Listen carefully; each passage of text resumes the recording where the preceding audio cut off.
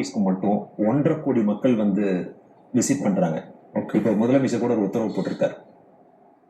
இந்த sub register ஆபீஸ்க்கு வர்றவங்க வந்து உட்கார்ந்துதான் மனு கொடுக்கணும், உட்கார்ந்துதான் அந்த ரெஜிஸ்ட்ரேஷன் பண்ணணும்னு சொல்லியிருக்காங்க, சேர் போட சொல்லியிருக்காங்க. இப்படி 1.5 கோடி மக்கள் வருடத்துக்கு வர்றாங்க. யாருன்னா வாங்குறவங்க, விற்கிறவங்க, விட்னஸ் போடுறவங்க, மேரேஜ் ரெஜிஸ்ட்ரேஷனுக்காக வர்றவங்க எல்லாம் 1.5 கோடி. அது மாதிரி அரசு மருத்துவமனைகளுக்கு வருகின்ற நோயாளிகள் வருடத்திற்கு கிட்டத்தட்ட 4 கோடி மக்கள். ஒரு நாளைக்கு வந்து 1,00,000 1,25,000 பொதுமக்கள் வரை வந்து வராங்க அரசு மருத்துவமனைகளுக்கு. அப்புறம் revenue officers, collectorate, taluk office, VO office, இப்படி வருகின்ற மக்கள் ஒரு நாளைக்கு 1.5 லட்சம் மக்களுக்கு மேல் வருகின்றார்கள்.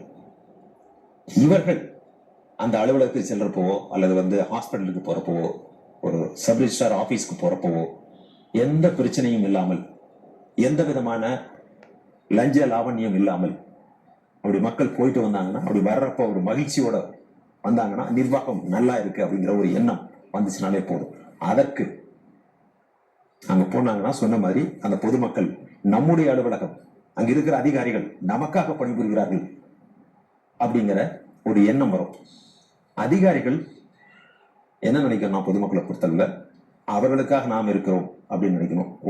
நிறைய அதிகாரிகள் என்ன நினைக்கிறாங்கன்னா, என்னுடைய தயவில் பொதுமக்கள் இருக்காங்க அப்படின்னு சொல்லி அவங்களை வந்து ஒரு மோசமான ஒரு ட்ரீட்மெண்ட்டுக்குள்ளாக்குவது, அவர்களை வந்து சரியாக அவர்களை மதிப்பதில்லை. அந்த மனப்பாங்கை முதலில் மாற்ற வேண்டும். அதை வந்து சென்சிட்டைஸ் பண்ணணும். ஒவ்வொரு department, head of the department, IAS officer, secretary லெவல்ல டிபார்ட்மெண்ட்ல வந்து ஸ்டாஃபை சென்சிட்டைஸ் பண்ண, பொதுமக்கள்கிட்ட எப்படி பழகணும் அப்படிங்கிறத பார்க்கணும். குறைகளை நிவர்த்தி செய்யறோமோ இல்லையோ முதல்ல மரியாதை கொடுத்து உட்கார வச்சு பேசணும். ஏழை எளிய மக்களுக்கு தான் குறிப்பிடும்படியாக. இந்த மாதிரி போயிட்டு அட்டன் பண்றவங்களுக்கு எந்த விதமான பிரச்சனை இல்லாம காசு கொடுக்காம பட்டா வாங்குறதோ அல்லது கம்யூனிட்டி சர்டிபிகேட் வாங்குறதோ, ஹாஸ்பிட்டல் போய் உடனடியாக ட்ரீட்மெண்ட் எடுக்கிறதோ அப்படி வந்தாங்கன்னு சொன்னாலே இந்த பல கோடி மக்கள் மகிழ்ச்சி அடைவார்கள். அவர்கள் அரசின் மீது ஒரு மிகப்பெரிய நன்மதிப்பை வைத்திருப்பார்கள். அதுதான் முதலமைச்சர் அவர்கள் ஒரு பிரையாரிட்டியாக, ஒரு முன்னுரிமை எடுத்து அதில் பல்வேறு திட்டங்களை செயல்படுத்த வேண்டும். ரொம்ப எக்ஸலண்டா அழகா சொன்னீங்க.